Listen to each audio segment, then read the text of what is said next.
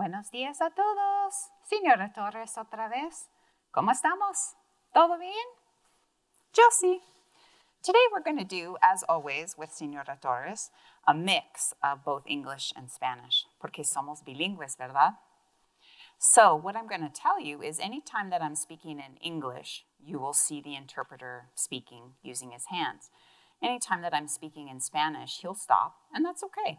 If you need to see this video, you can always go onto the YouTube channel and check it out using the closed captioning. Today, we have got some fun stuff planned for you. We're going to be reading a great story. We're going to be talking about taking someone's perspective. We're also going to be talking about how important it is to keep your mind in an optimistic place. These are tough times. For some people, they're really hard times.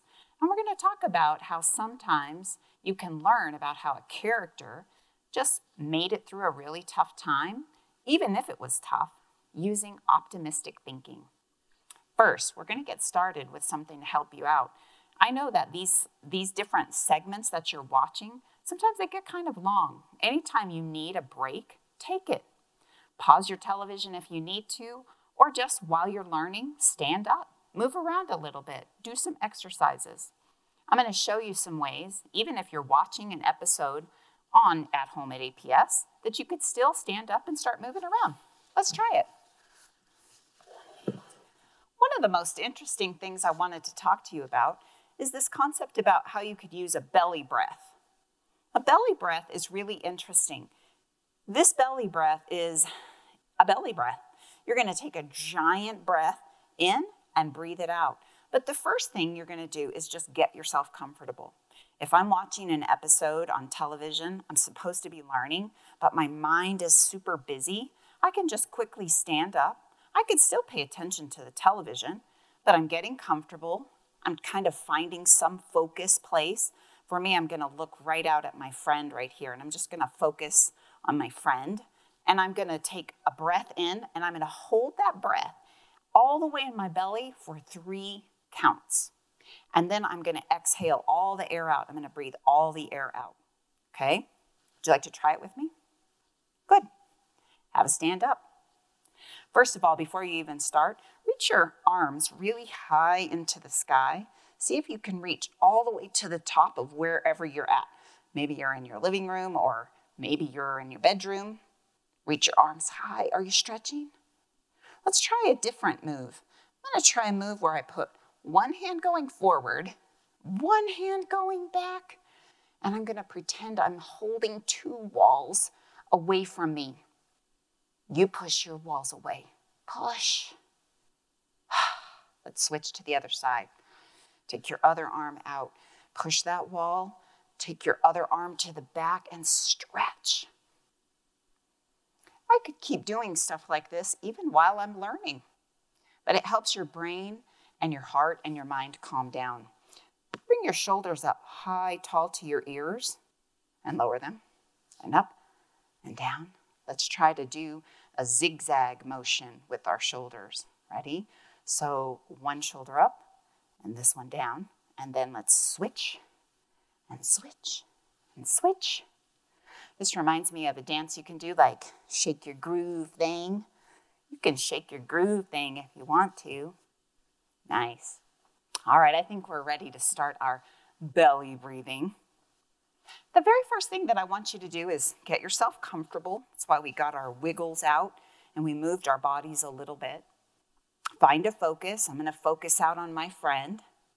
I'm going to take in a breath and I'm going to hold it for 3 seconds. And then I'm going to breathe it out. Are you ready? Okay, let's do it. Get comfortable. Find your focus. Breathe in.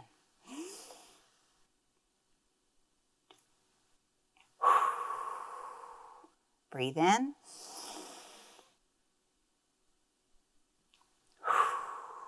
Breathe out. You ever need to calm yourself down?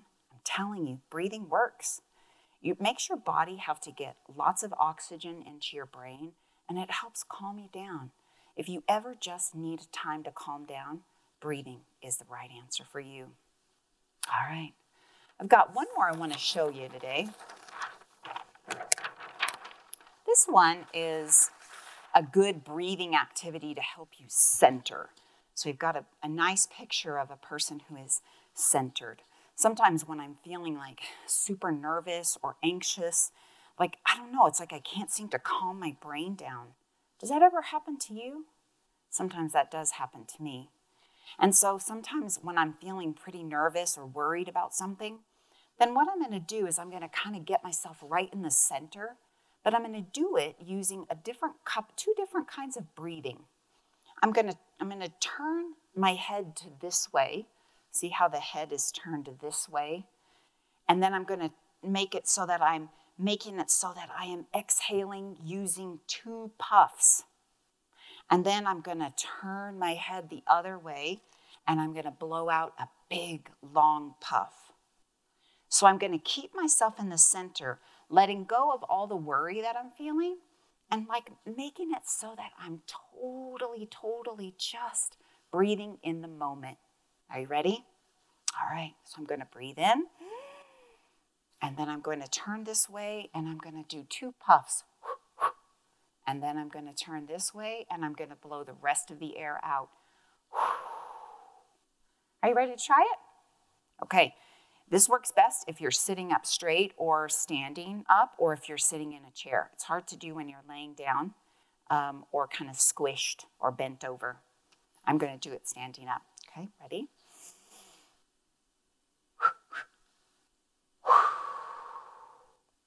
Did you see how I did 2 puffs on this side and 1 long puff on this side? I'm pushing away all the nervous feeling. Let's try it one more time. Deep breath in.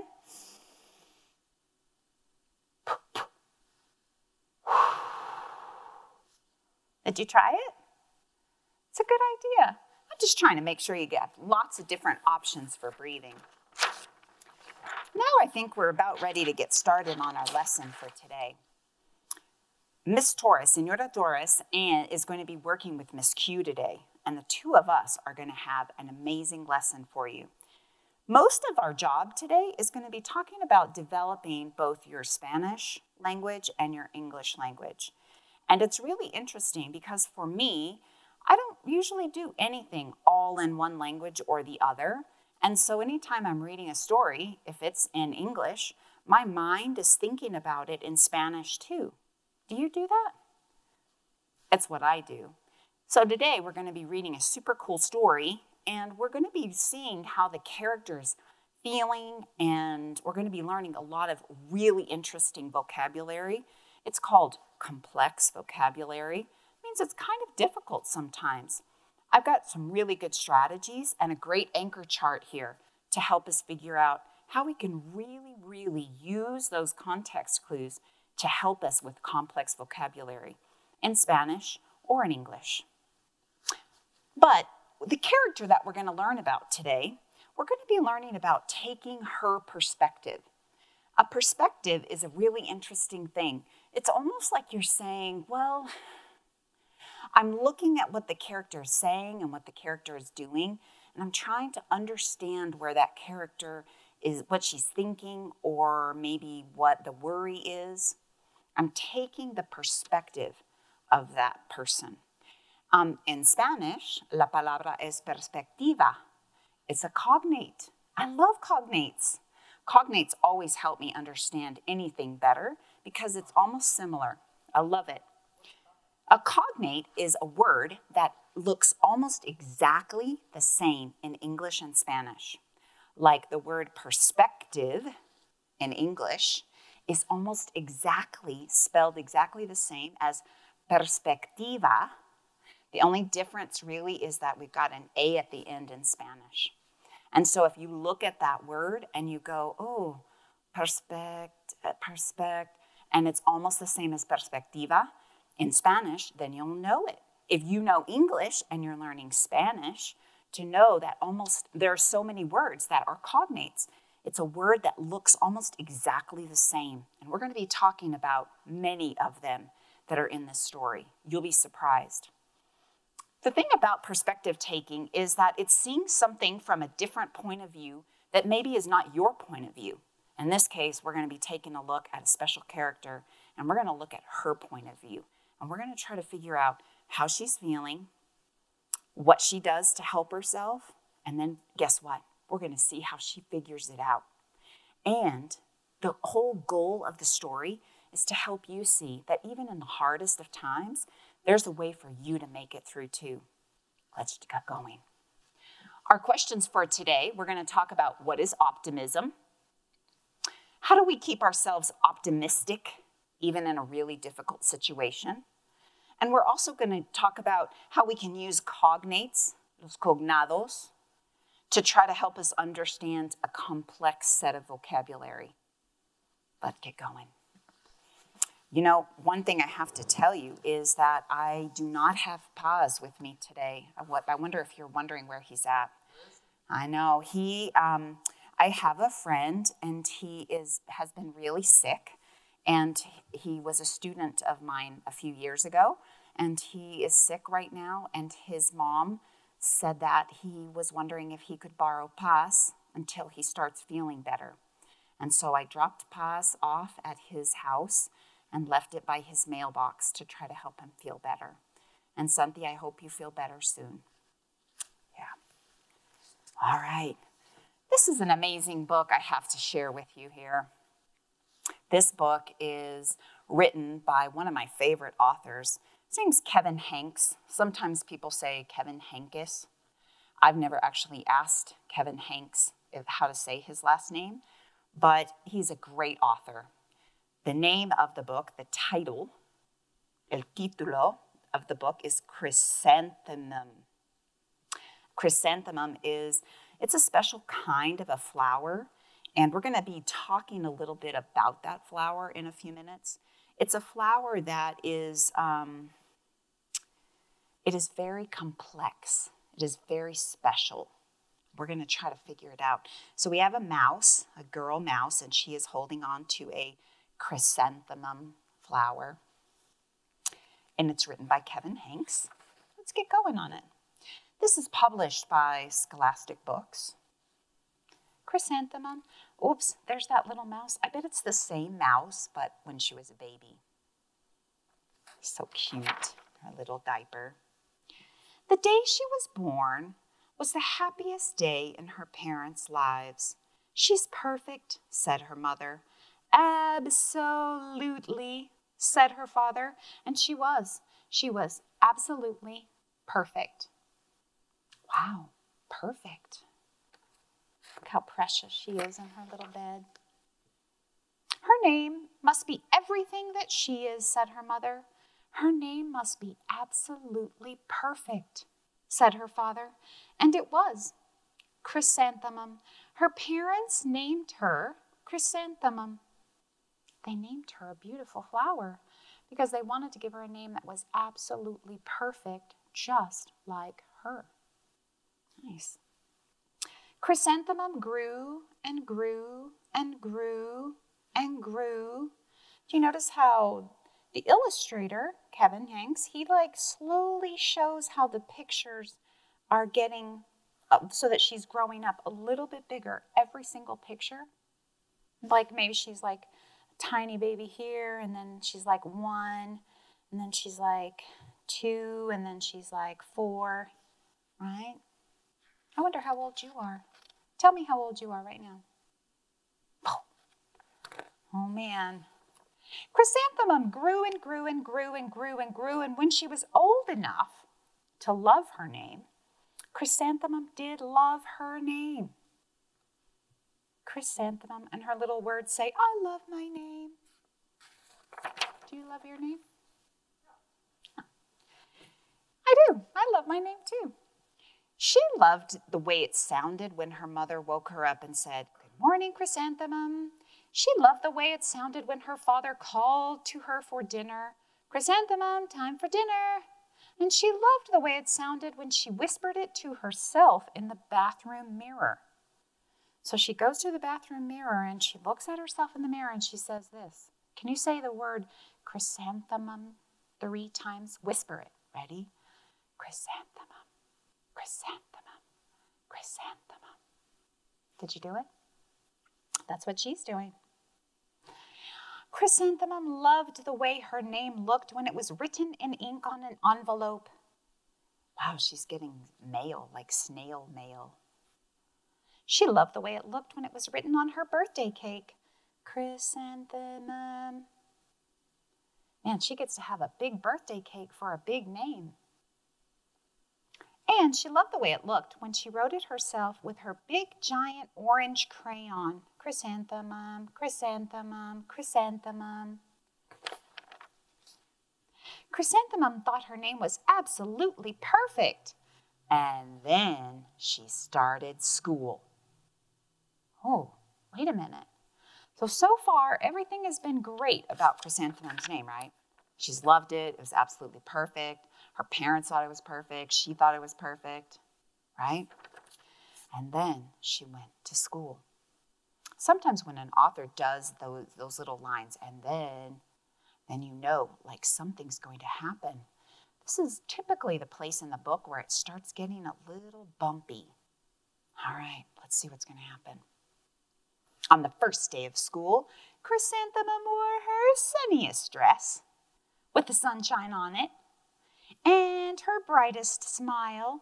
And she ran all the way and she said, "Hooray, hooray, we're going to school. Yeah, baby." She's happy. Look at that girl skipping her way to school. Man, is she happy. And when she got to school, the teacher, Mrs. Chud, that's the teacher, Mrs. Chud. Mrs. Chud started calling the names of the kids to see who was at school. So this place is really interesting because it's got all the kids in her class and their name is above it. Here are the kids' names. Are you ready? Okay. Dawn, Eve, Lois, Al, Les, Kay, Max, Sue, Bill, Pat, Tom, Sam, Ken, Joe, Rita, Victoria, and Chrysanthemum.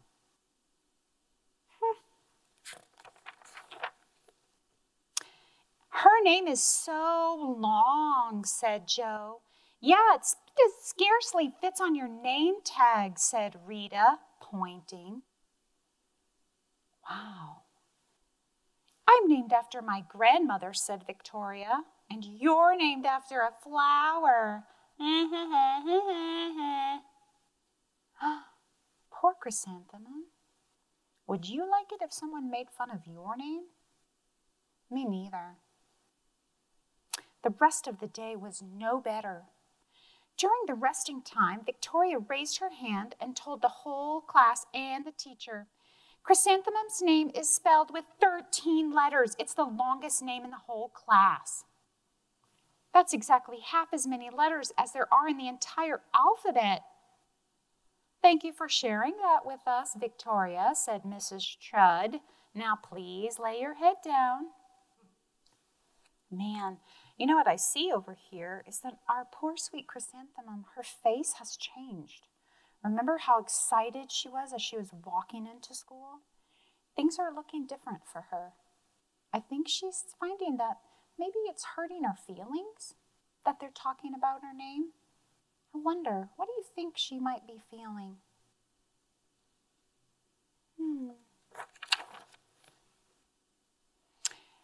In line, all of the sudden, Victoria said, if I had a name like yours, I'd change it.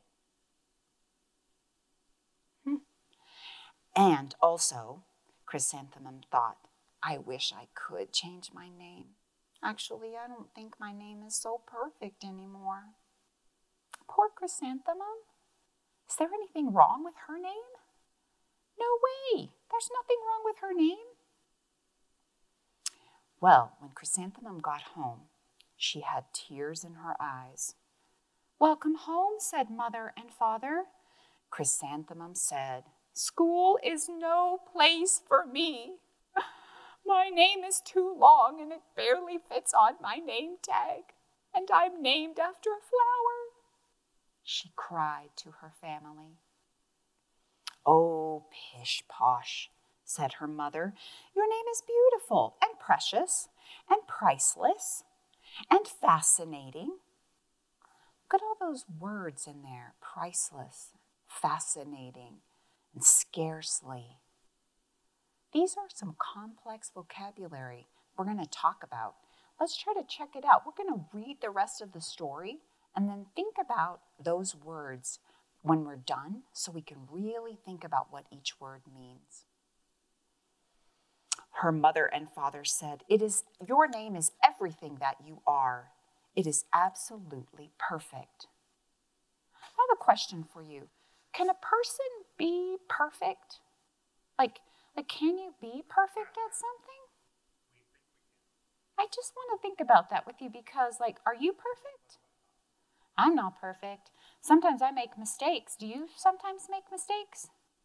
Me too. Did you know that's one big thing that's really important to remember? Really, nobody's perfect. It's not even possible to be perfect.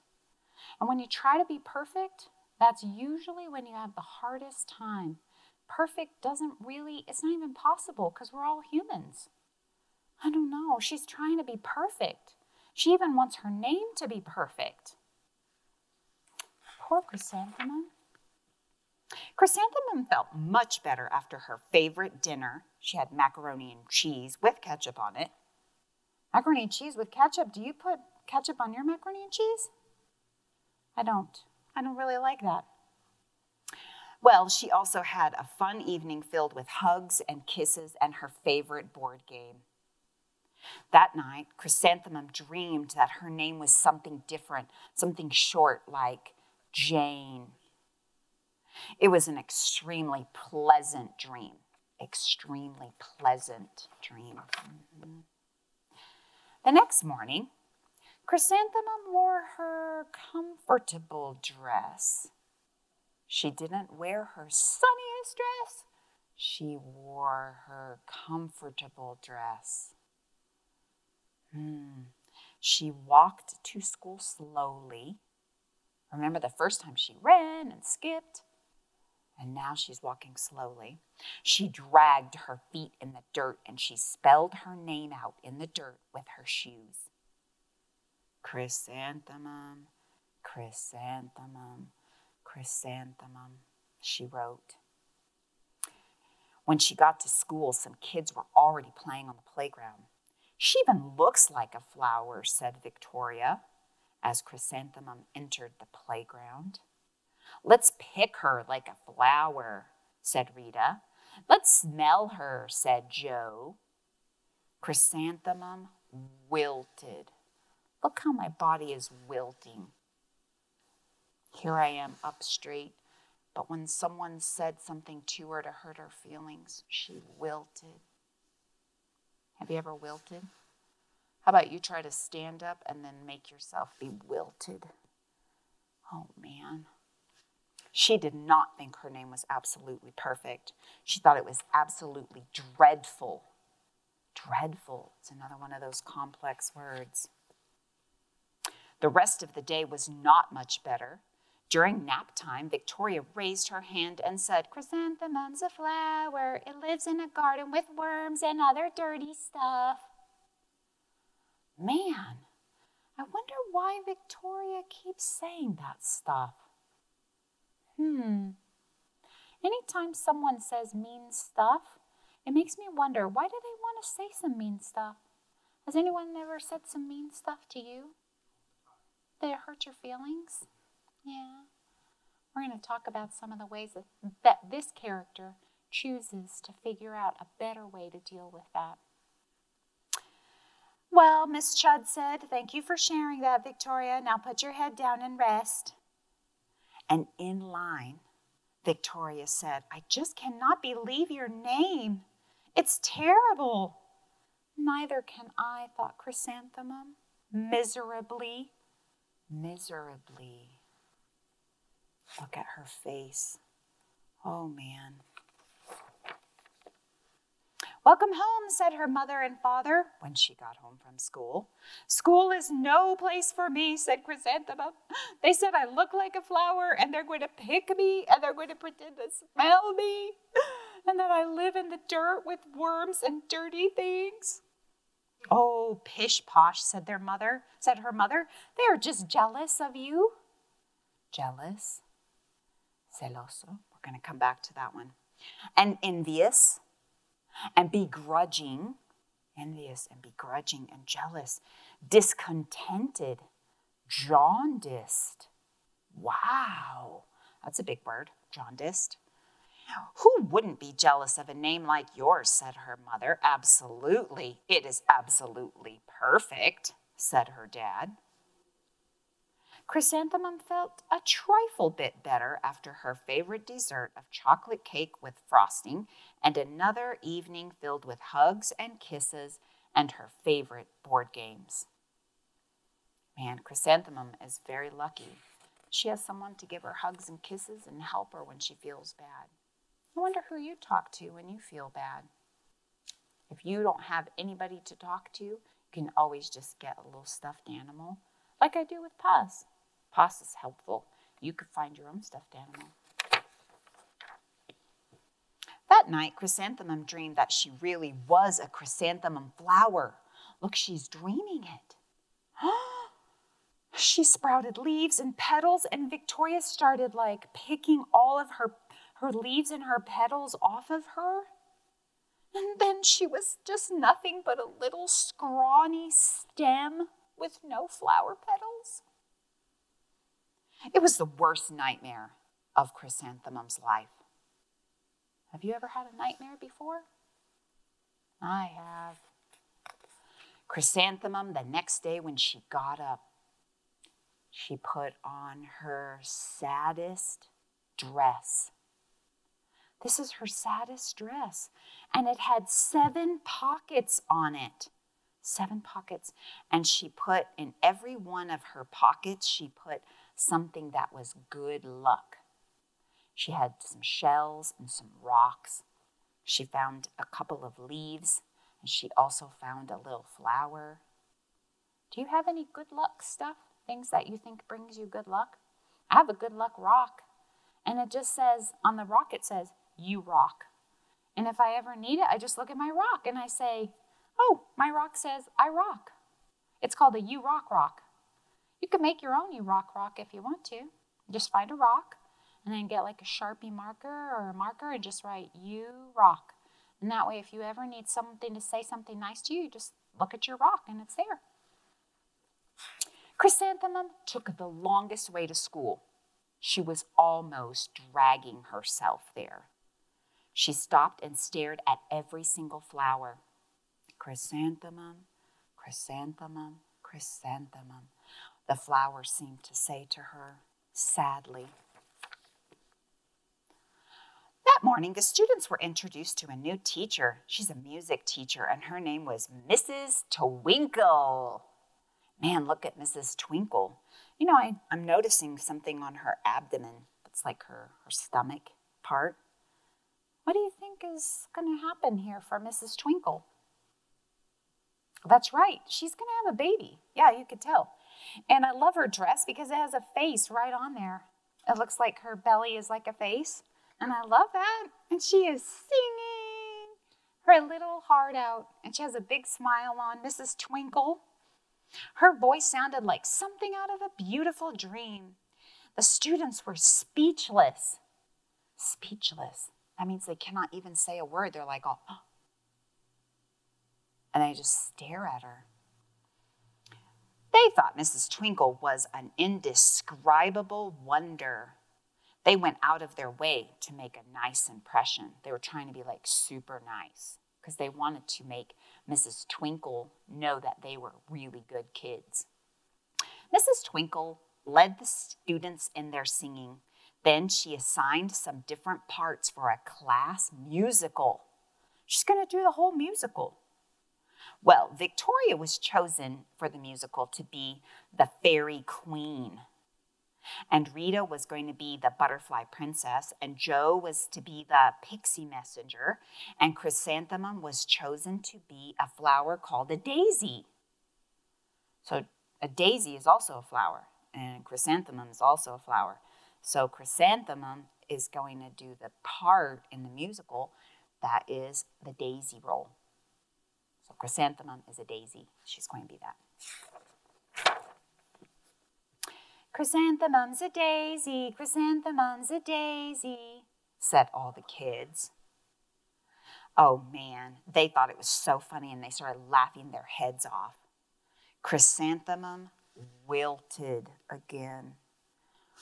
She feels like they're making fun of her again. Man. She did not think her name was absolutely perfect. She thought her name was absolutely dreadful.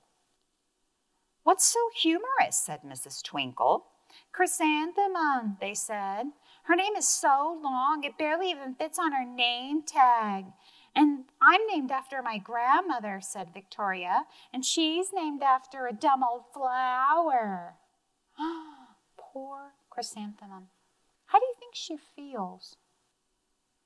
We were talking about perspective taking. So if you take a look at how her face looks and how she's acting, that kind of talks to you about how she feels. Man, so far things are not going very well. My name is long, said Mrs. Twinkle. It is, the kids said. My name would scarcely fit on a name tag, said Mrs. Twinkle. The kids did not know what to say. Now the teacher was saying that having a long name was a good thing.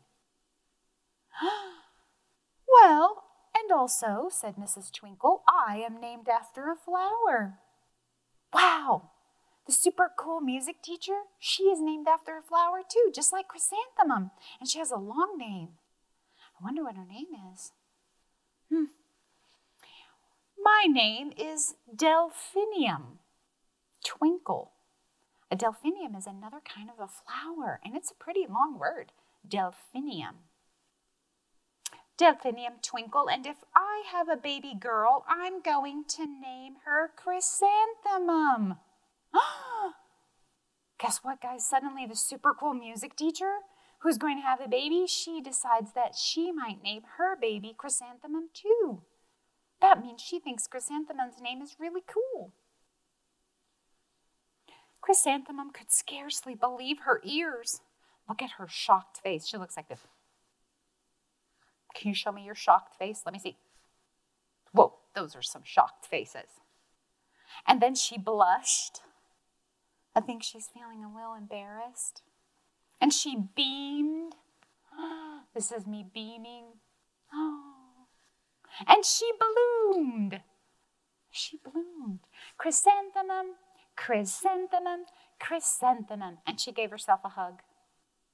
Have you hugged yourself today? Wait a minute. Hug yourself and also kiss your brain. Say, good job, smart self. See, I'm telling you, these are the things you got to do. This will help you stay optimistic. Joe, Rita, Victoria looked at Chrysanthemum longingly. I wish I had a name of a flower, they all said. Chrysanthemum did not think her name was absolutely perfect. She knew it. And suddenly, this time on her way home, she was singing and dancing and skipping around. And she said, I love my name and I love myself. The end. This is the very last page, and it's called an epilogue. And it says that the class musical was super amazing, and that, in fact, Mrs. Twinkle, you know, the music teacher, she did have the baby, and guess what? It was a girl, and she named the baby Chrysanthemum. What a great way to end the story. Very cool. What'd you think about that one? Did you like this story? I wonder if you've heard it before. This is one of my favorite ones. I have a question for you. Do you know why you have your name? Have you ever asked your mom and dad, like, why it is that they named you the name that they named you? I just wonder.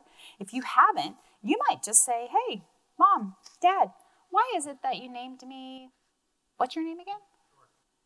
Okay, so just ask your mom and dad why it is that they named you that. Did you know why I got my name? I got my name because it was the same name as the daughter of a president. And that's how come I got my name, right? I know, same spelling and everything. Let's talk for a second really quickly about being optimistic. Do you know what optimism is? You know, optimism is a way of like thinking.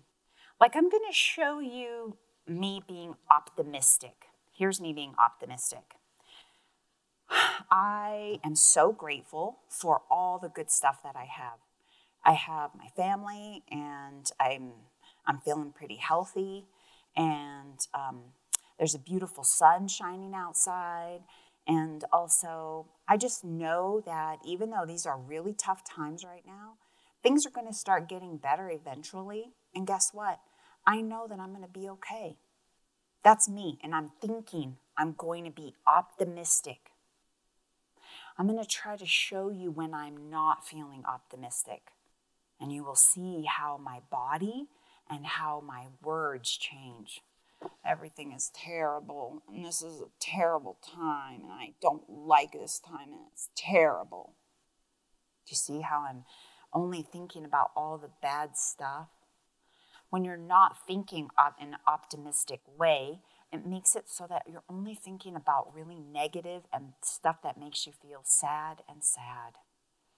The thing about Chrysanthemum is that even though they were kind of making fun of her name, she found out in the end that her name was not just good, it was just a great name for her. Chrysanthemum made it so that she turned that around and found the beauty in her own name. Very cool. Let's get going today. I have a couple of words I want to talk to you about. Let's scoot over to take a look at our cognates. These are some special cognates that you probably heard in the story. If we were in a real school, Senora Torres would definitely reread that book on a different day, and we would stop at every word, and we would try to find those words, and we would talk about what each one meant exactly. And we would also make it so that we talked about what is the cognate for each word in the story. But what I want to tell you is that these are some special words that we saw in there, and they're big words. It's complex vocabulary. And the interesting part about it is that you can use sometimes a cognate to help you know or figure out what the words could be.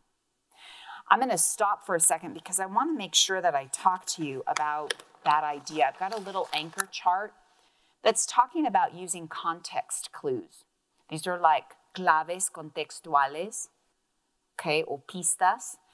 The thing about them is that as you're reading a story, whether you're reading a story in English or in Spanish, if you come to a word that you don't know, you can use context clues. Those are like little clues that are inside the words that help you try to figure out what that word might mean. They're clues that all good readers use, and they help you. And then you can get these context clues sometimes from the picture. So like in the story when Chrysanthemum wilted, like I'm showing a picture of me wilted. I'm feeling so sad.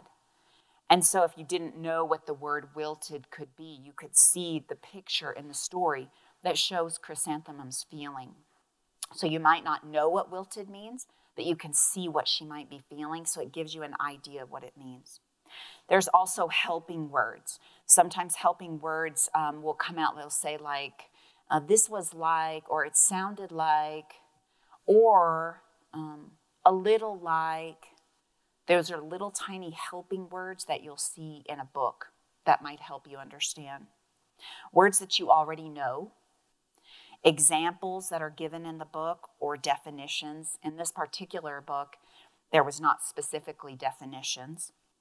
And then synonyms or antonyms. Sometimes you might not know exactly that word, but if you know a synonym that kind of goes for it, that will help you. Or an antonym.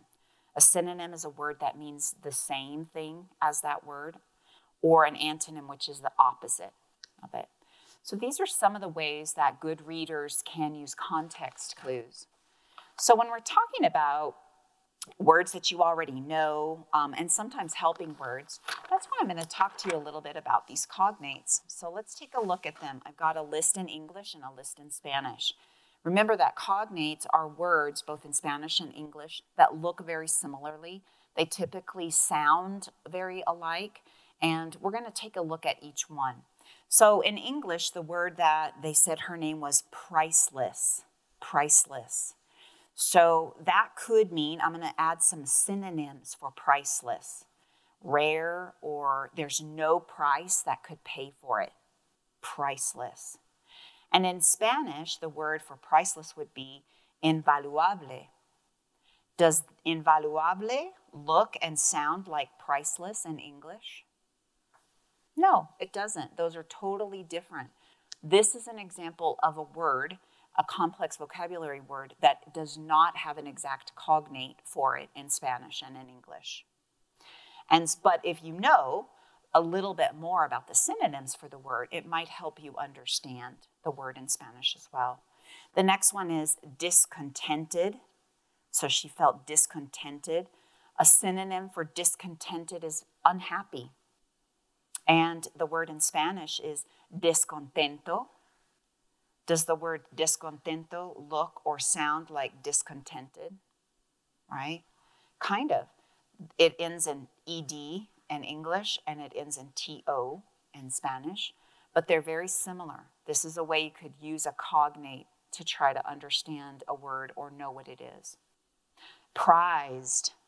Prized. Another synonym for prized is the word treasured. And that's in English, prized. In Spanish, it's apreciado. Something that is apreciado, it's prized. It doesn't exactly look the same. There are some parts, the P and the R, but it doesn't look exactly the same. It's close, but not exactly the same. The word wilted. Wilted, remember when we talked about wilted? A synonym might be to droop or to melt. Wilted. Wilted could be a flower that is wilted, but a human could be wilted too, especially if they feel like they have a broken heart or if someone hurts their feelings. Wilted. In Spanish, it's marchitado. Marchitado and wilted do not look alike, so these are not cognates, right? These are not cognates. Then we've got bloomed. Remember how it said she bloomed? It's like she grew or she sprouted. She bloomed. The word in Spanish is florecido, and it is not looking the same. These two words look very, very different. Another word is dreadful.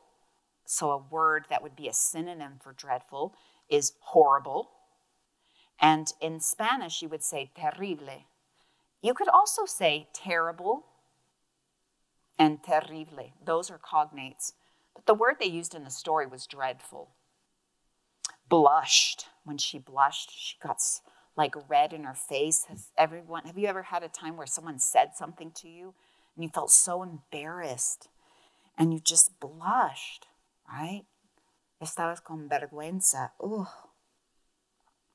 Blushed.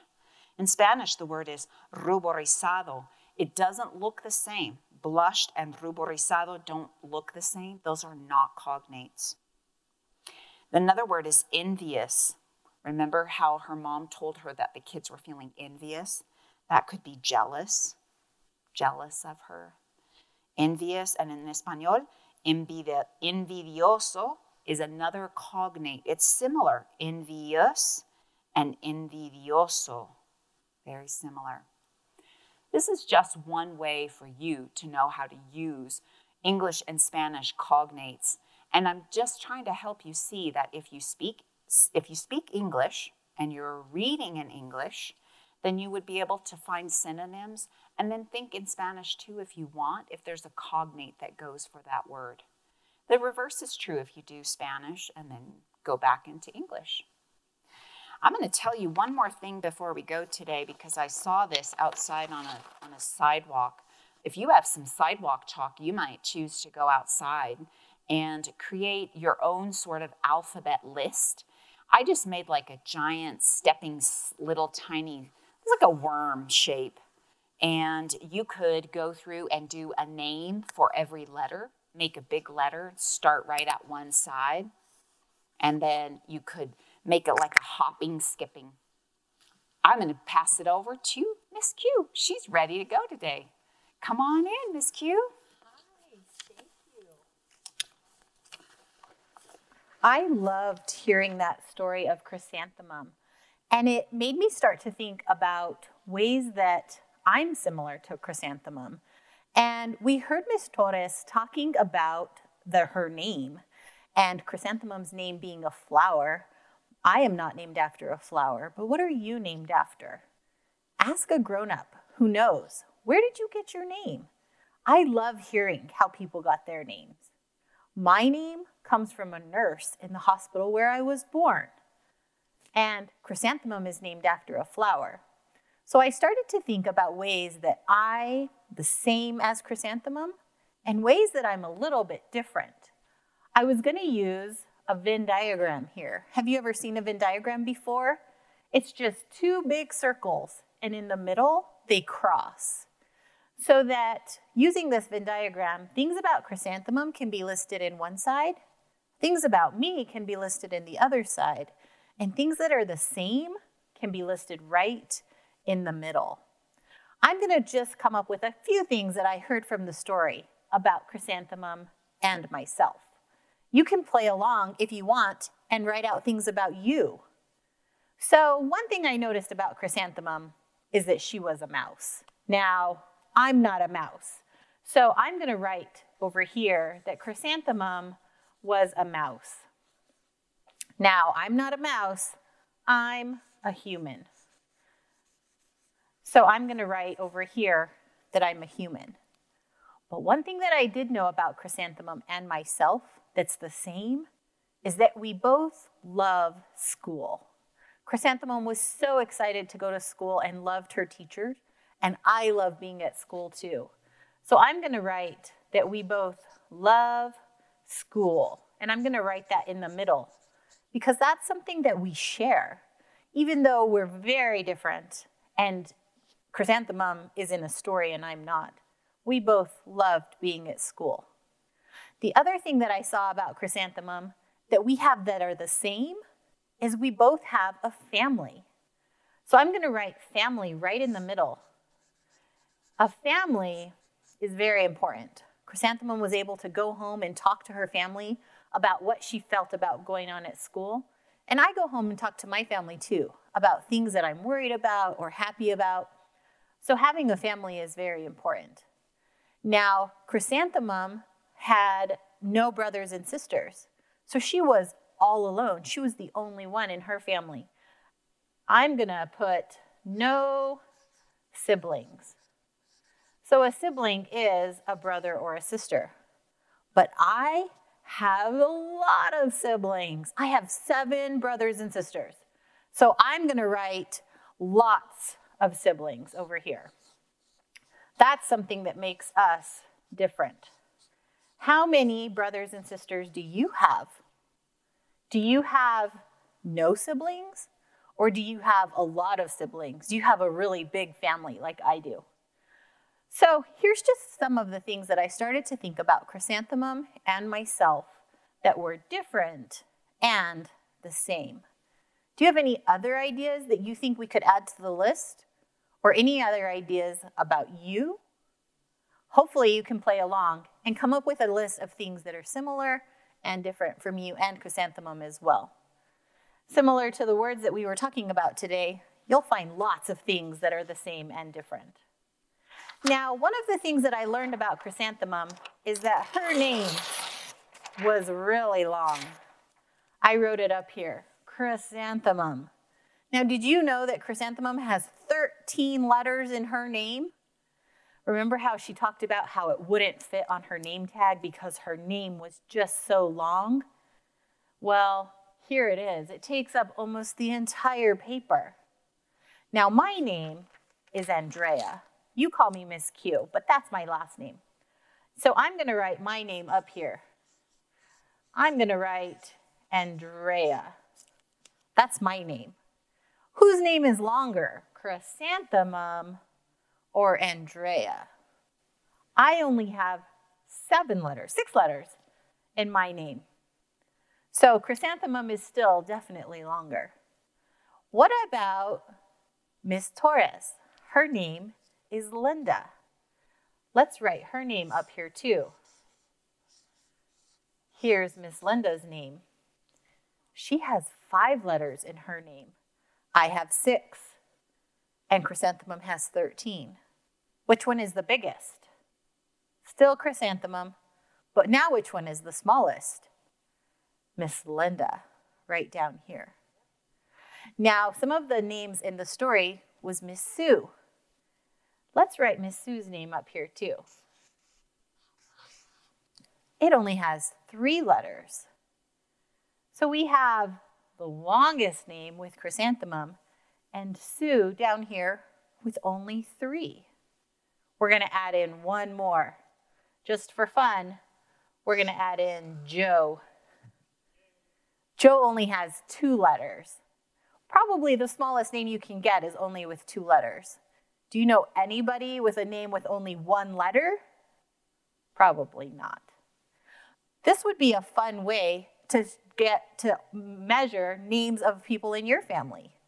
Start with chrysanthemum's name and see how many letters every person in your family, how many letters do their names have? Maybe you could make a graph. Maybe you could just write them in a list, and you would be able to see all of the names in your family. How many of your names have the same letters as chrysanthemum? I don't have very many letters that are the same as chrysanthemum, but I do have an A and an N, just like me right here. Miss Linda has the Y that's the same as chrysanthemum. Sue has the S that's the same as chrysanthemum. And Joe, none of the letters are the same. Fun ways to play with names. I love being able to explore names and finding out longest and shortest, looking at different letters and seeing how they're the same and different. Now, the last thing I wanted to share with you today on my very last poster is talking about what chrysanthemum was working on and some of our idea about optimism, something that she was hopeful for. Optimism can be a feeling, or optimism can be something that you actually do. And so today I'm going to think about optimism as creating a goal. What kind of a goal are you working towards? Have you ever set a goal and come up with the steps that you need to create that goal? To be successful, you have to plan out what your goal might be. So today I made a goal map. You can make a goal map at home as well and think about something that you want to do. That's going to be the idea right here in the middle. My goal today is I want to learn how to make tortillas. I've always wanted to be able to make them. So I'm going to write make tortillas. I like cooking, but I'm not great at baking. So to be able to make tortillas, I'm going to have to really come up with some new skills that I don't have. So for me to make tortillas, I'm going to have to read some books to do some research. How do you make the best tortilla? What are the different recipes? What are the ingredients that I need? So I'm going to have to do some research. As I continue to think about the things that I need to make my goal happen, I'm going to continue to add them around my goal chart up here. As I do those goals, I can mark them off and then see how much closer I am to reaching that goal. That's going to give me some optimism. I know that if I continue to do all of the things to reach my goal, that's going to give me a better chance of making that goal a success. Just like with Chrysanthemum, she was optimistic that school was going to get better. This goal on the inside can be anything you want it to be. It can be something you want to be able to do, somewhere you want to go, or just something that you want to learn more about. Make that goal something that you have to work hard for, because a goal is definitely something that's not easy. As you start to think of that goal, what are the things around that you can add on to work towards in that goal? Thinking about making tortillas, one of the things that I might have to do is I might have to try a lot. I might have to try some different recipes. Maybe they're not going to be so good, and then I'm going to have to keep going. That's going to help me to make the best tortillas I can possibly do. What's your goal going to be? How are you going to reach that goal?